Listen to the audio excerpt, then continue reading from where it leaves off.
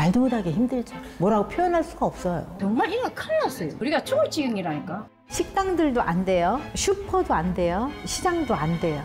여기서 돈을 벌여서 우리 집에 생활을 한다는 이건 지금 있을 수가 없어요. 거대한 파고가 우리 앞에 닥쳤습니다. 성장이 멈춘 시대. 흔들리는 미래 동력.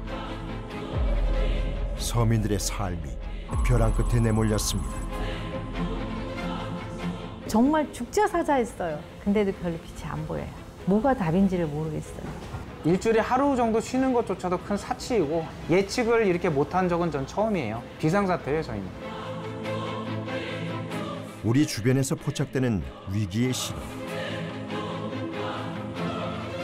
이 공실률이 한 27% 많이 빠져나간 상태입니다. 거의 50% 공실률이다 보면 되겠습니다. 여기만 공실이 아니고 저 시내 안에 들어가면 더 험해요. 전국적으로 증가하는 상가 공실. 거대한 구조적 변화 속 지역에서 먼저 위기를 맞닥뜨렸습니다. 상가 공실이란 경제의 거울. 그 속에 비친 대한민국이 위태롭습니다. 그 여러 가지 자영업의 어려움들이 아무래도 이제 상가 공실률에 반영이 되겠죠. 결국엔 지역 경제를 버티는 것은 자영업자고 상가 공실이 보여주는 현실은 우리 지역 경제의 지금 현재 수준이구나. 이게 이제 국가 성장 상에서의 소비 침체 혹은 소득이 줄어드는 그런 부분들까지 같이 연계되는데 자영업의 경제적 성과가 낮아지고 있고 폐업률은 점점 높아지면서 이 상황이 더 악화될 것으로 예측이 됩니다. 2025년 상가 공실이 우리 사회에 경고를 보냅니다.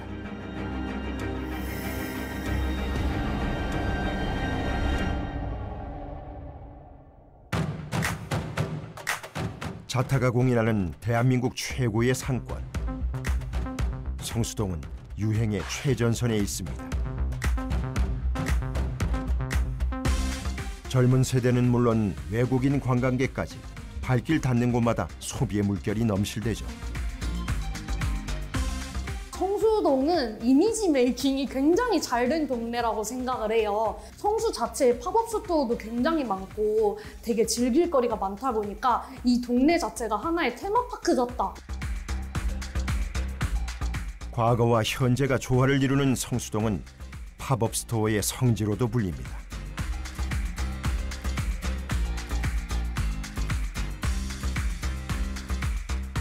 짧은 기간 공간을 임대해 브랜드나 신상품을 소개하는 팝업 스토어. 소위 뜨는 상권에서만 볼 수 있다고 하죠. 팝업 스토어 10곳 중 3곳이 성수동에 문을 엽니다.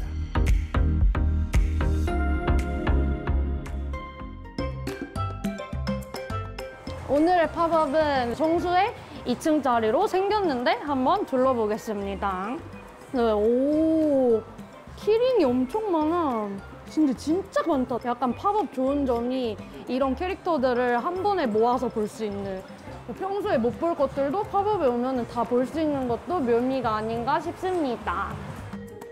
안녕하세요. 저는 지구는 내 놀이터라는 사명을 가지고 온 세상에 재밌는 놀거리들을 하나씩 섭렵해 나가고 있는 크리에이터 멜로디입니다.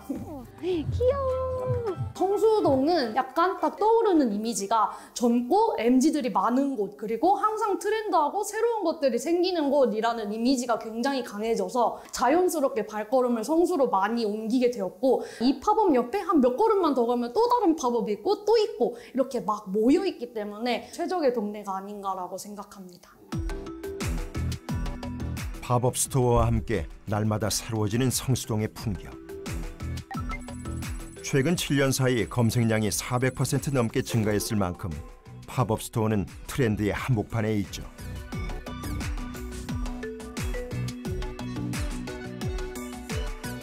청장년층 10명 중 8명이 방문 경험이 있습니다. 물건을 사고 파는 공간을 넘어 하나의 놀이문화로 인식되는 팝업 스토어. 이곳에서의 체험은 SNS로 재생산됩니다. 아무래도 요즘에는 이제 체험 경제의 시대죠. 그냥 물건을 소유하는 데서 오는 만족감보다는 새로운 경험을 통해서 만족을 느끼고 또 그게 추억으로 각인되는 거 이런 것들을 되게 원한다는 거죠. 기업들도 자신들의 브랜드를 홍보하기 위한 소통하기 위한 통로로서 팝업 스토어를 이용하고 있고 또 MZ세대들도 새로운 공간 경험을 통해서 만족감을 상승시킬 수가 있잖아요. 네, 그러면서 이제 이런 팝업 스토어가 인기를 끌고 있죠. 변화한 소비 트렌드와 함께 성수동 상권은 역대급 호황을 맞았습니다. 성수역 승하차 인원만 하루 9만 명. 많은 이들이 이 문화를 경험하고 소비합니다. 오픈런은 일상이 됐고 가게마다 긴 줄이 늘어섭니다.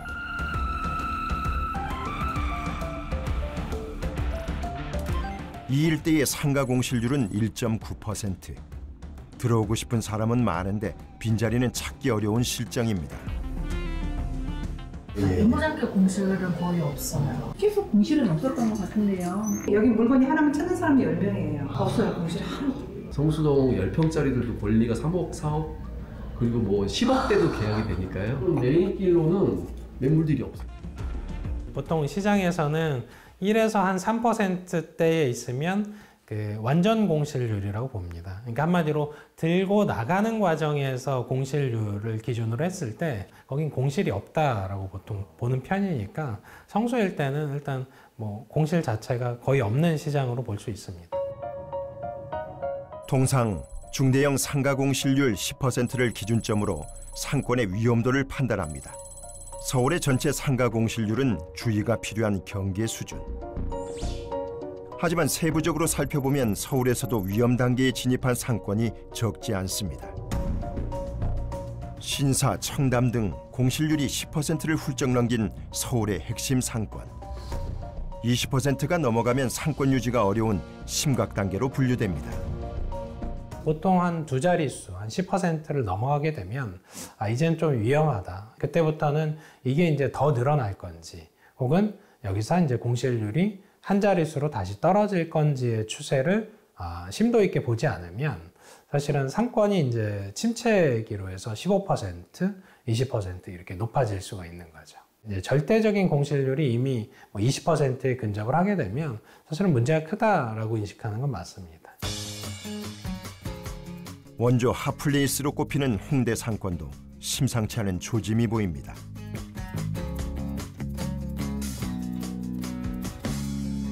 (2000년대) 초반부터 유행의 중심에 있던 곳. 골목마다 젊음이 넘쳐났고 개성 넘치는 가게들은 문전성시를 이뤘습니다.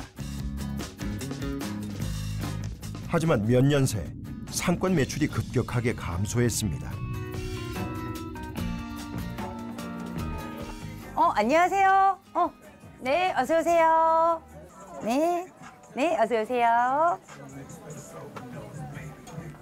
17년째 홍대 인근에서 옷가게를 하는 미향 씨. 장사를 천직으로 여겼지만 요즘은 하루하루가 버겁습니다. 홍대가 사람이 진짜 많았을 때는 하루에 가게 한 개에서 1000만 원 정도 찍은 적도 있고요, 매출. 올해 25년도 들어와서 유독 매출이 반토막을 넘어서 진짜 매출 너무 안 좋아요. 지금 코로나보다 더 안 좋아요, 매출이.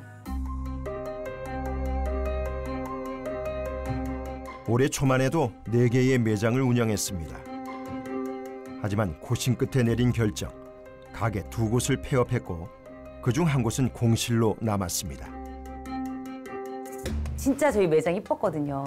좀 지켜내고 싶었는데 어쩔 수 없었던 것 같아요. 코로나 때 월세를 내지 못해서 보증금도 까졌고 권리금이 3억 3천을 주고 들어갔는데 그거 포기하고 나왔습니다. 더 이상 신라 같은 희망을 붙잡고 있을 순 없었습니다. 이거 인테리어 하나하나 저희 2층까지 다 인테리어 했었던 것 같아요, 진짜. 독특한 콘셉트로 입소문이 났던 가게. 악착같이 코로나19 시대를 버텼지만 위기는 또 다른 얼굴로 찾아왔습니다.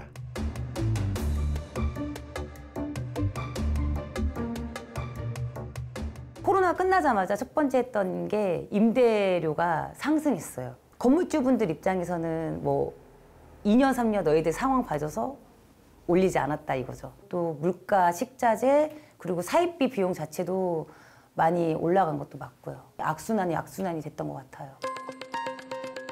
고금리, 고물가의 압박 속 달라지는 홍대 거리의 풍경.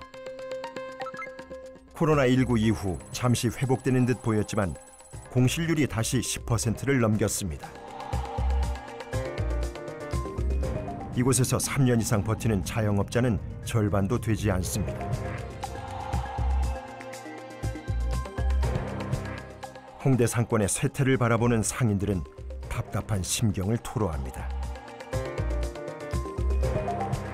다니는 거리는 사람은 많은데 손님은 없어. 힘들어요. 나만 힘들어. 힘들다 소리밖에 안 나와.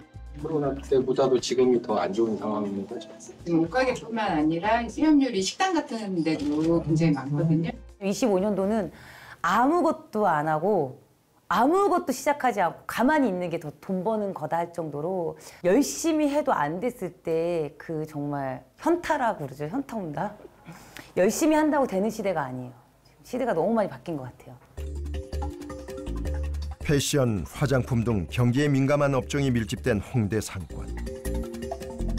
소비자들이 지갑을 닫게 된 데는 더욱 근본적인 이유가 있습니다. 소비 구조 자체가 달라졌기 때문이죠. 가장 주목해야 되는 점은 소비 행동의 변화 그 자체인 것 같아요. 물건을 살 때는 온라인에서 사고 매장에 있는 브랜드 같은 경우는 가서 한번 보는 거죠. 온라인에서는 구매를, 오프라인에서는 정보 탐색을 하는 거죠. 그래서 오프라인 채널에서는 소비자 경험을 극대화해 주는 것이 굉장히 중요해졌습니다. 이제 사람들은 좀처럼 밖에서 돈을 쓰지 않습니다. 전체 유통 매출의 절반 이상을 차지하는 온라인.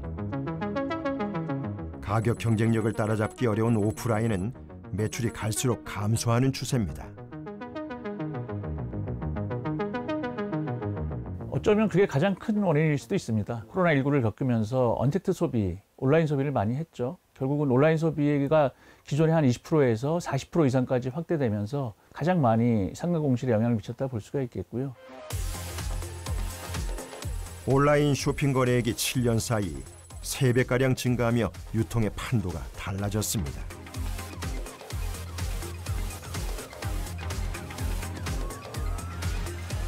역대 최대 실적을 매년 경신하는 배달액.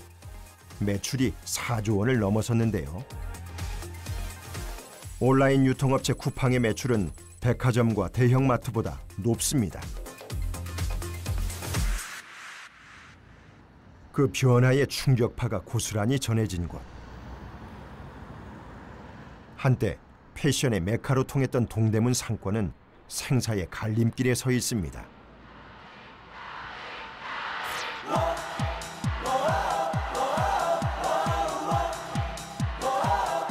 365일 불이 꺼지지 않던 동대문의 대형 패션 쇼핑몰들. 한자리에서 유행의 흐름을 읽고 저렴한 가격에 도소매가 가능한 복합문화 공간이었습니다.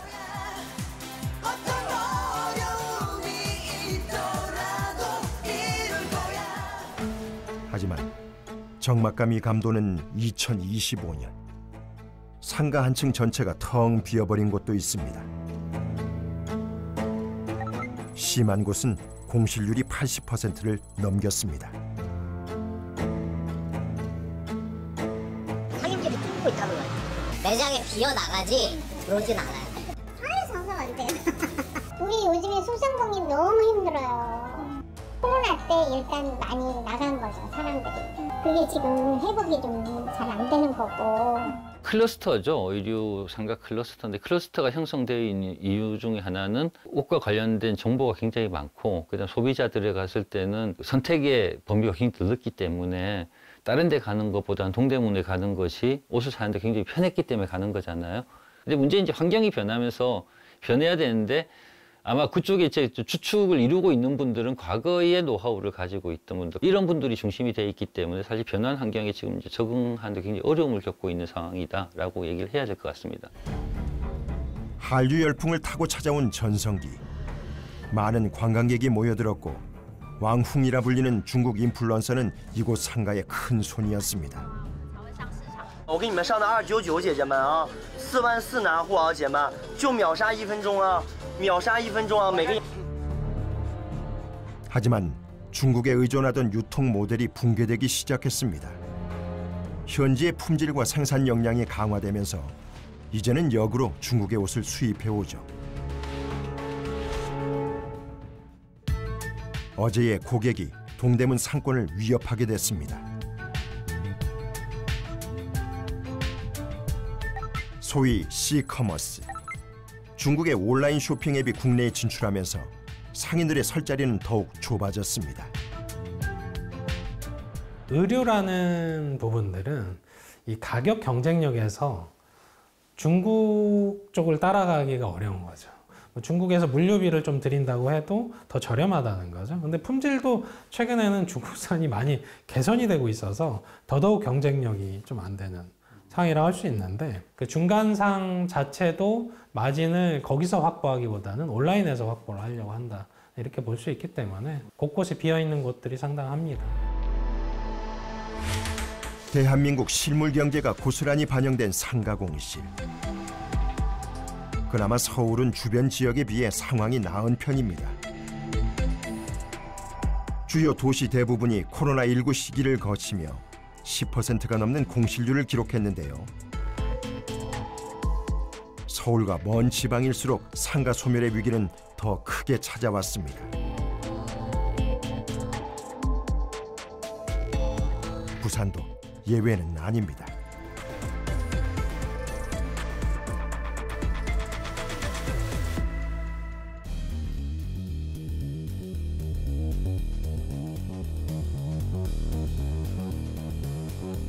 우리나라에서 두 번째로 소비시장이 큰 인구 326만 명의 도시 부산.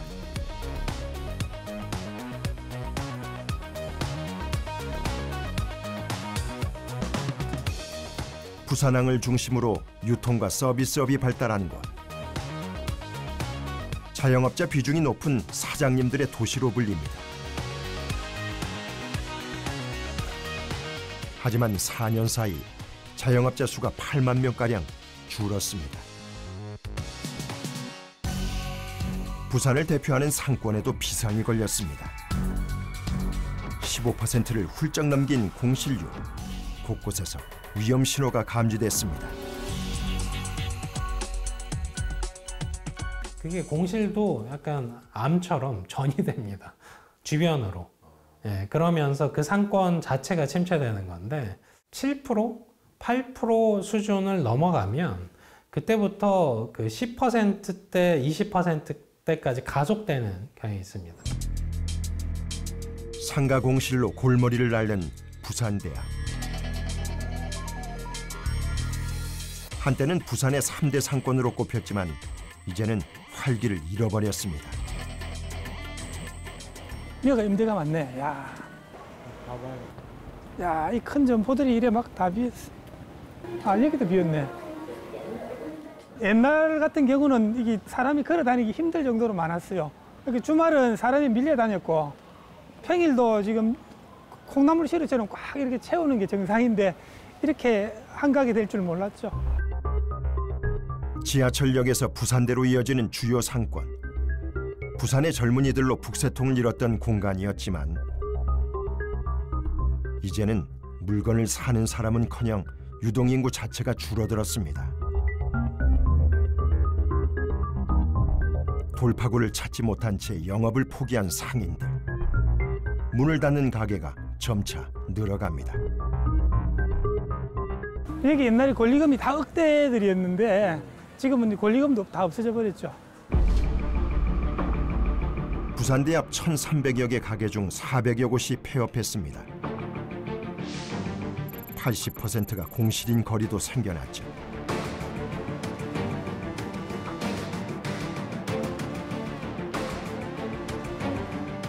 과거엔 패션의 중심지였던 골목. 상인들이 떠난 자리엔 또 다른 그늘이 생겨났습니다.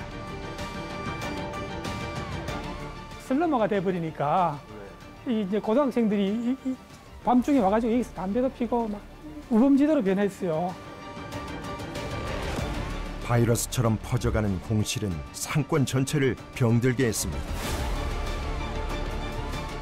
특히 소규모 사업장이 직격탄을 맞았습니다.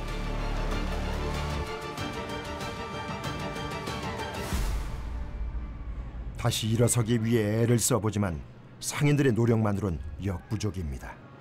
일단은 기본적인 상권이 다 죽었어요. 지금 부산대학교 자체가. 지금 너무 경기가 안 좋으니까는 매출도 너무 안 올라오고 저녁에는 거의 전멸이에요. 사람들이 이제 외주로 다 빠져나가는 것 같아요. 내가 아무리 헐게 좀 팔라 해도 사람이 있어 팔고 뭐 공배가 위로 다 올라가 버리니까 어떻게 해야 되겠니? 이거는 무엇이 안 되잖아. 젊은 아들이 학생들도 그렇고. 소비와 경험으로 상권의 버팀목 역할을 했던 청년들. 그 숫자가 눈에 띄게 줄어들며 부산에서 가장 먼저 위기가 찾아왔습니다. 부산에서 2024년에 부산 사회조사라는 걸 했습니다. 그 결과가 10명 중에 2명 정도는 부산을 떠날 의사가 있다.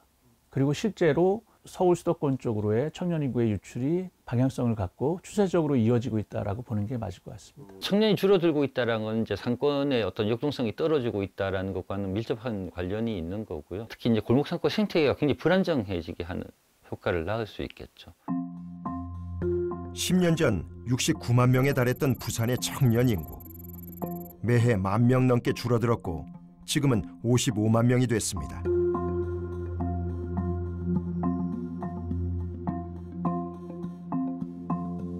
타지로 나간 청년 인구 또한 한 해 8천 명에 달합니다.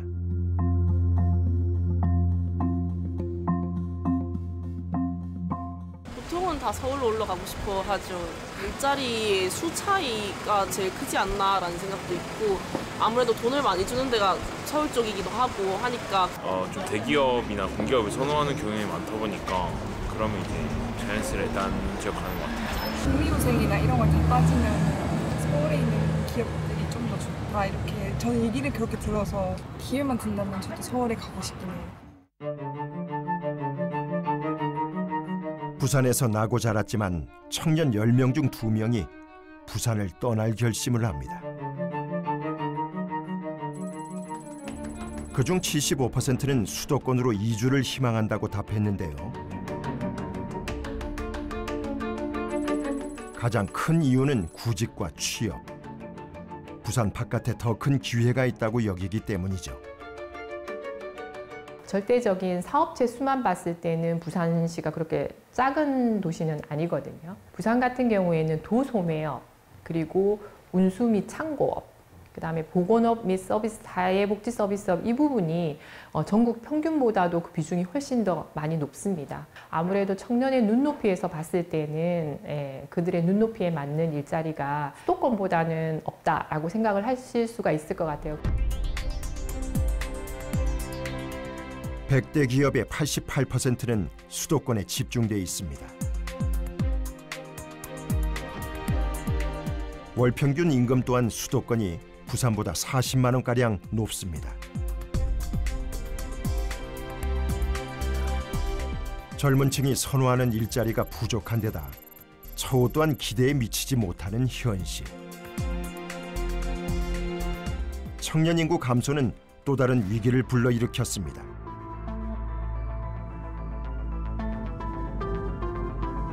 오랜 역사를 자랑하는 남포동 시장. 외국인 관광객을 제외하곤 젊은 층이 잘 보이지 않습니다. 시장을 지키는 건 고령의 자영업자들입니다. 사장님 이건 얼마예요? 8,000원짜리 7,000원 들어가요. 전화 못 받아.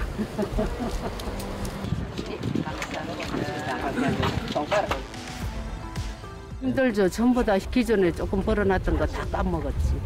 자기 가슴 안 치는 사람 없어요. 엉어리에 다 갖고 있어요. 부산은 2021년 광역시 최초로 초고령 사회에 진입했습니다. 부산 지역 자영업자 3명 중 1명은 60세 이상 노인이죠. 상가 주인들이 좀 나이가 연세가 많이 드신 분들이기 때문에 상가가 활성화가 안 되죠. 문을 다 닫아놨는데 무슨 활성화 됩니까? 안 되지. 반 이상은 옛날부터 하던 분들 나이가 있으니까 그 다른 데 가서 뭘 하거나 이것도 좀 어렵잖아요. 그러니까 그냥 수입을 창출하고 많이 돈을 번다 이게 아니고 그냥 하던 거니까 하고 이 나이에 어디서 뭘 하냐 이런 거. 고령화의 물결 속 이대로라면 상권 자체가 소멸될지 모릅니다.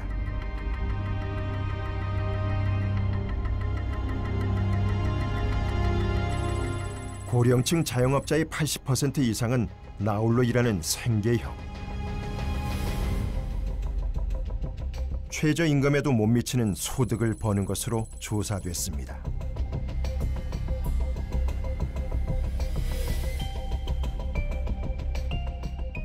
우리나라 자영업이 왜 높냐라고 하게 되면 대부분의 경우는 임금 근로 일자리가 없어서 자영업에 진입하시는 경우가 사실은 많습니다. 이런 분들에게 자영업은 대부분 마지막 보루, 강요된 선택이 아닐까라는 생각이 듭니다. 우리나라에서 단일 세대 규모로는 가장 큰 2차 베이비 부모가 향후 11년 동안 법정 퇴직 연령에 도달해서 이분들이 노동시장을 대거 이탈할 것으로 예측되고 있습니다. 만약 이분들께서 자영업으로 다시 전환을 하시게 되면 우리나라 자영업자의 고령화 수준은 훨씬 더 심각한 상황이 될 것으로 예측이 됩니다. 인구 5명 중 1명이 65세 이상인 대한민국. 상승하는 상가 공실률은 이 인구 구조에 기인한 경제적 고민이 그대로 반영된 지표입니다. 저출생 고령화, 청년 인구 유출로 인한 지역 소멸의 위기로 89개의 시군구가 인구 감소 지역으로 지정됐습니다. 소멸 위험이 큰 지역의 상가 공실률은 예외 없이 높은 수치입니다. 대한민국 국토의 40%에서 상권의 뿌리가 흔들리고 있습니다.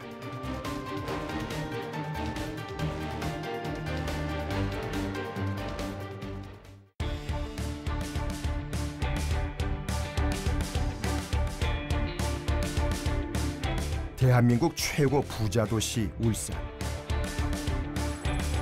1인당 지역 내 총생산이 전국에서 가장 높습니다. 국가 경제의 엔진 역할을 하는 수출 중심지. 오랜 불황을 겪던 조선업 경기가 살아나며 내수에 대한 기대감도 높아지고 있습니다.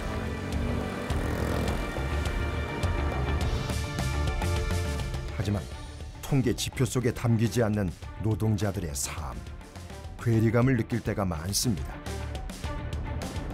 21년 전부터 현대중공업에 취직을 했었고 개관한 지는 한 8년 정도 되었습니다. 실제로 언론에는 수주를 많이 받았다, 이제 흑자다 이런 식으로 이야기하지만은 현장에 있는 노동자들은 그 체감을 못 느낍니다. 왜냐하면 내가 받는 임금이 바로 보인이니까 당연히 생활에 쪼다리는 거죠. 하청업체에서 일하는 도섭 씨. 잔업이 없는 날이면 퇴근 후 배달 아르바이트를 합니다.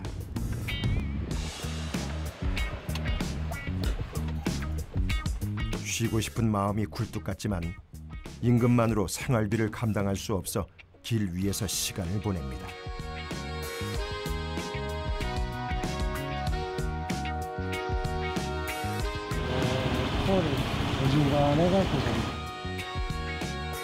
수수료를 떼고 배달 한 건당 받는 돈은 3,000원. 부지런히 움직여야 오늘의 목표 3만 원을 손에 쥡니다. 부업에 뛰어든 노동자들이 많아지면서 아르바이트 경쟁은 더욱 치열해졌습니다. 제가 20년이 넘었는데 이제 시급제를 하다 보니까 시간을 많이 못하게 되면 300만원이 채 안 됩니다. 거기에 대해서 세금이 또 많이 빠집니다. 거의 한 40만 원이 빠집니다, 기본적으로. 나머지 260만 원가 생활을 하니까 애들 공부 가르치고 생활하고 또 대출금 갚고 터무니없이 모자라죠. 울산의 조선업체 종사자 수는 약 4만 명. 인력난에도 호황기 수준을 회복하지 못했습니다. 이곳에서 일하는 노동자의 절반은 하청업체 소속. 안정적인 고용이 보장되지 않는 일자리가 많습니다.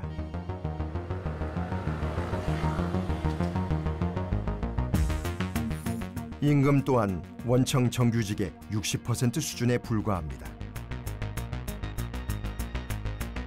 부족한 인력의 상당수는 외국인 노동자로 채워졌습니다. 4년 사이 울산 동구의 외국인 주민은 3배 넘게 증가해 10,000명에 달합니다. 조선업도 하청구조고 그것도 하청도 1차, 2차, 3차로 이렇게 내려갈 겁니다. 그다음에 이제 거기에 일하는 이 근로자들도 외국인 근로자로 특히 많이 대체가 되는 상태이고 하단에 있는 하청업자 종사자가 받는 급여가 낮기 때문에 어떤 소비가 살아날 수 있는 것은 상당히 한계가 있다라고 볼 수가 있을 것 같습니다. 조선소 인근의 상가 또한 공시를 피해가지 못했습니다.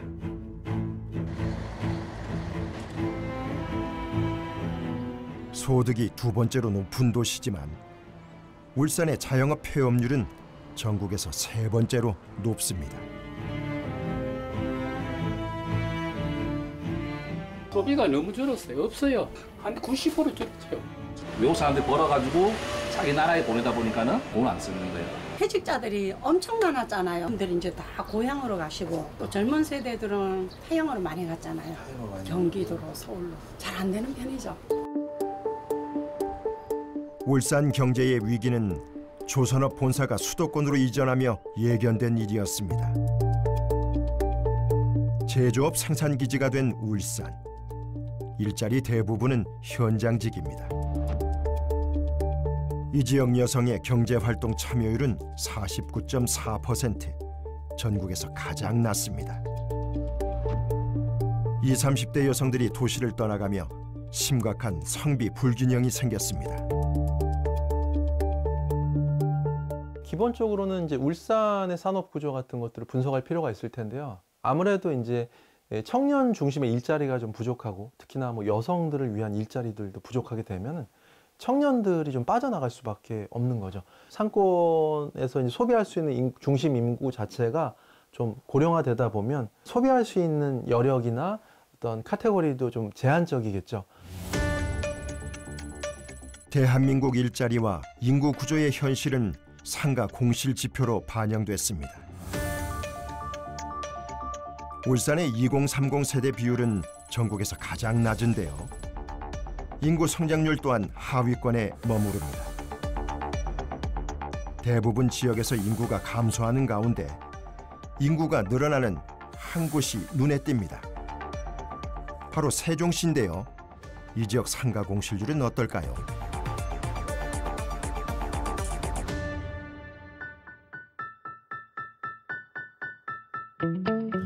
2012년에 출범한 행정중심 도시 세종.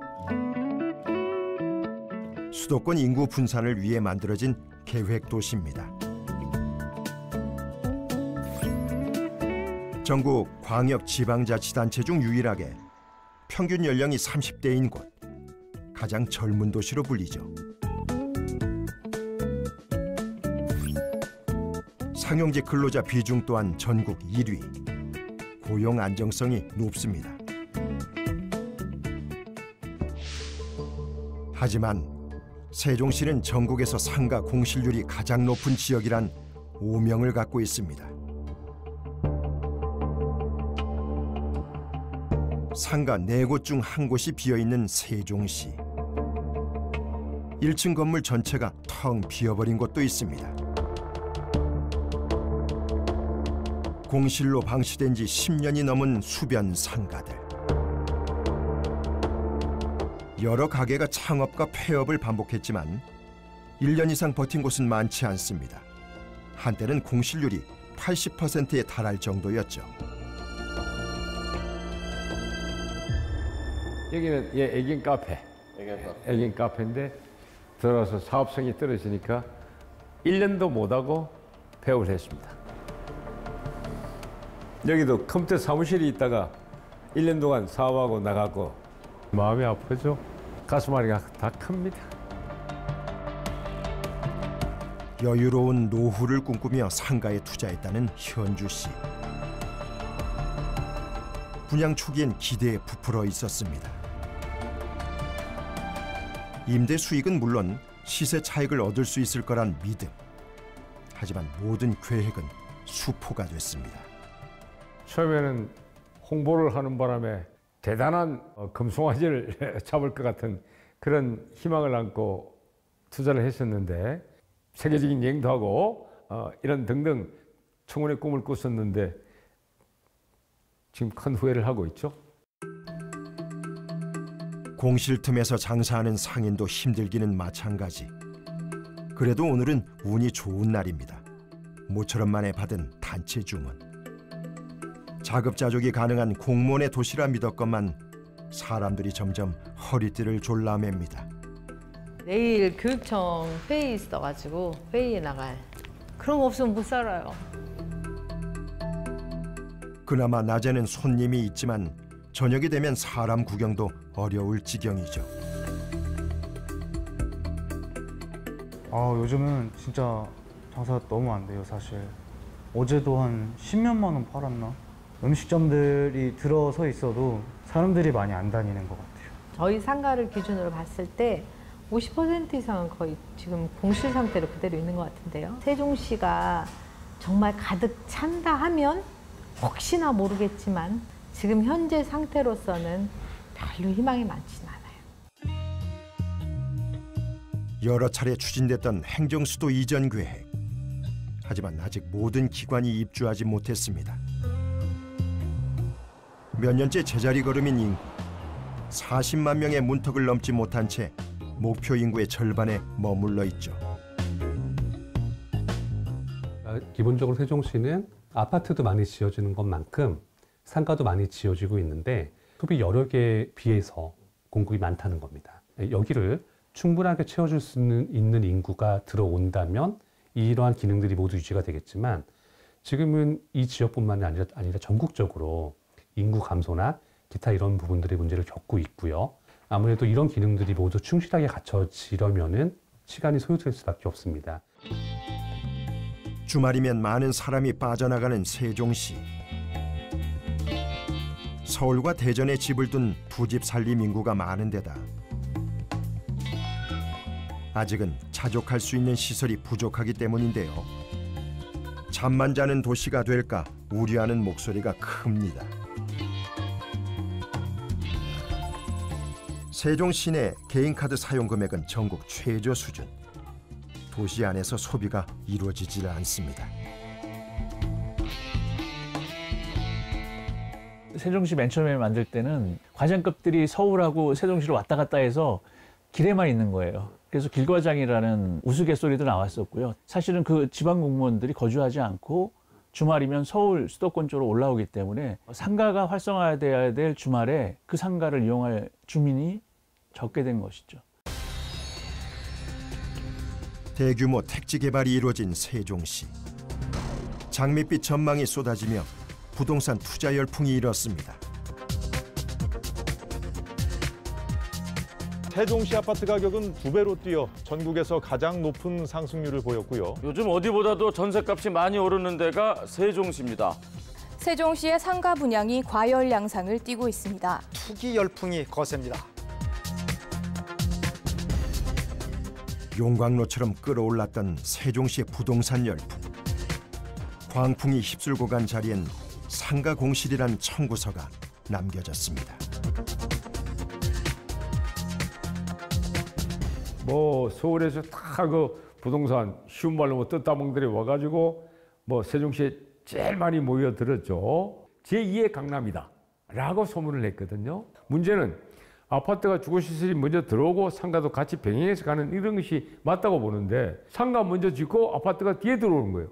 그러니까 언밸런스도 거기서 생겼고 문제가. 원래는 처음에 상가가 적다라고 했었거든요. 근데 세종시는 아파트 상가가 굉장히 많습니다. 보통 아파트를 지면 1층 이 사이드 주번들은 거의 다 상가로 돼 있어요.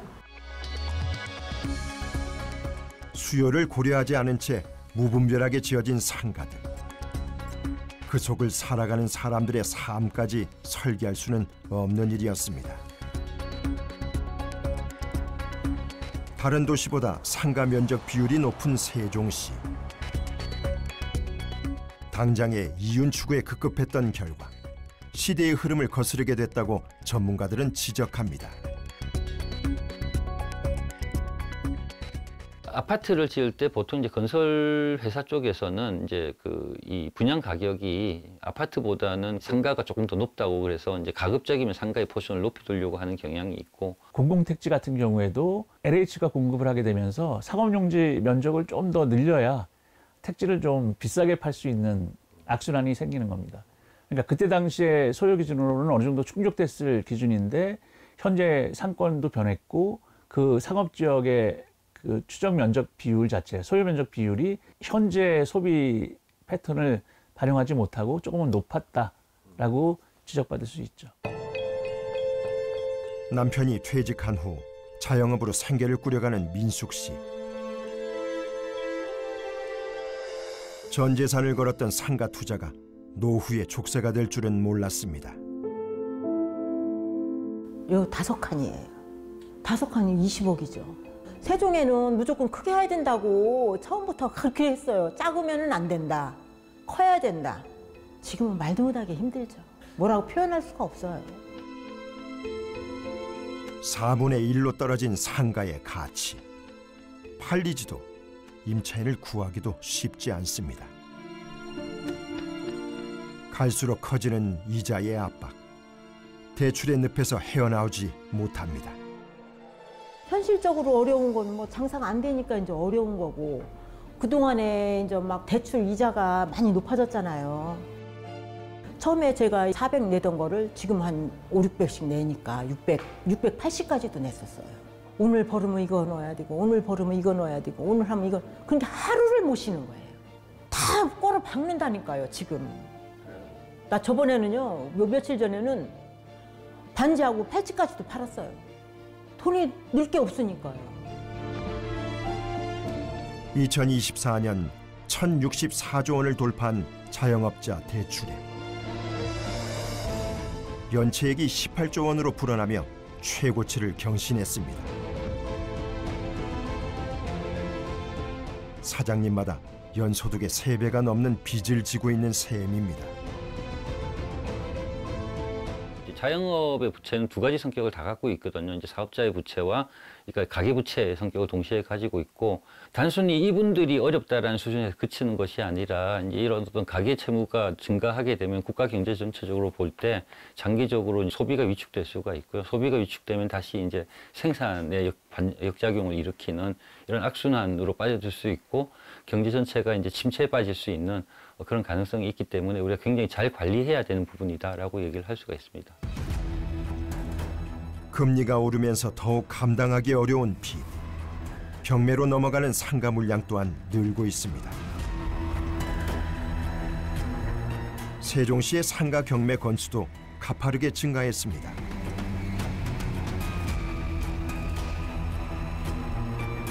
하지만 낙찰되는 비율은 극히 낮습니다. 낙찰가 또한 감정가 대비 턱없이 낮죠. 그 누구도 세종시의 상가를 낙관하지 않는다는 의미입니다.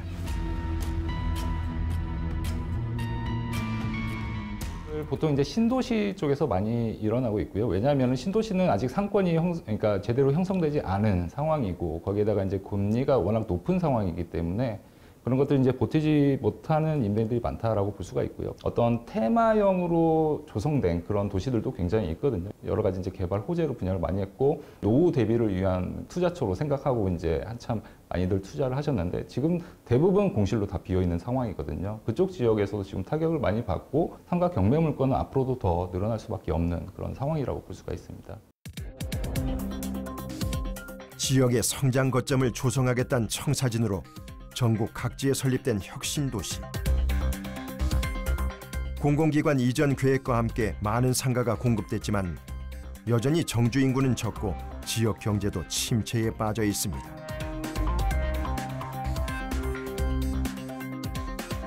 혁신도시 대부분이 전국 평균의 2배 이상, 상권 붕괴 수준의 공실률을 보이는데요. 40%가 넘는 곳도 있습니다. 인구 구조의 변화와 서로 다른 욕망이 교차하는 길목 어딘가에 공실로 남겨진 상가가 있습니다. 많은 지역 활성화나 어떤 계획안들의 내용들이 건설을 먼저 앞세우는 경우가 많습니다. 예를 들면 벤처를 육성한다, 어떤 산업을 육성한다고 한다면은 이제 벤처타운을 먼저 만들고 지식산업센터를 먼저 만들고 채울 생각을 하는 경우가 있습니다. 근데 이건 순서가 바뀐 거예요. 수요가 충분하게 확인되지 못한 곳에 건축물을 먼저 짓게 되면 공실이 발생합니다. 이 건물 자체가 비어있게 되거나 그 건물의 상가도 공실로 가는 겁니다. 건설을 앞세운 지역 활성화, 수익 추구에 매몰된 과잉 공급과 묻지마식 투자까지. 상가를 둘러싼 저마다의 이해관계가 뒤얽혀 대한민국을 공실 사회로 만들어버렸습니다.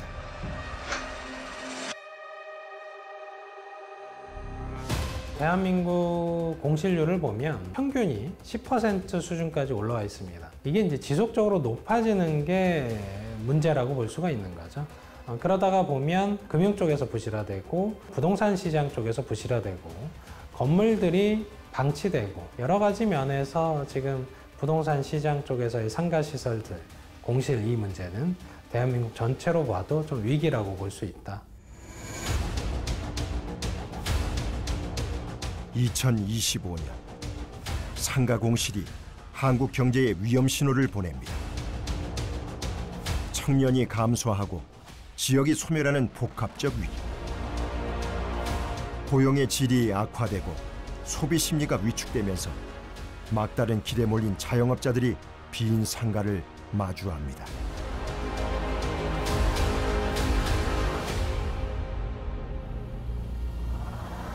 이제 떠나가시는 분들 보면은 안타깝기도 하고 넉넉하다는 그런 마음이 없는 것 같아요. 시간에 쫓기고 현실에 쫓기고 빈곤 그렇게 쫓기다 보니까 지금 현재 상태로서는 별로 희망이 많지는 않아요. 빨리 무슨 대책이 나왔으면 좋겠어요. 정말. 꺼져가는 상가 불빛, 사라지는 성장의 동력. 이 난관을 어떻게 극복할 수 있을지 모두에게 무거운 질문이 던져졌습니다.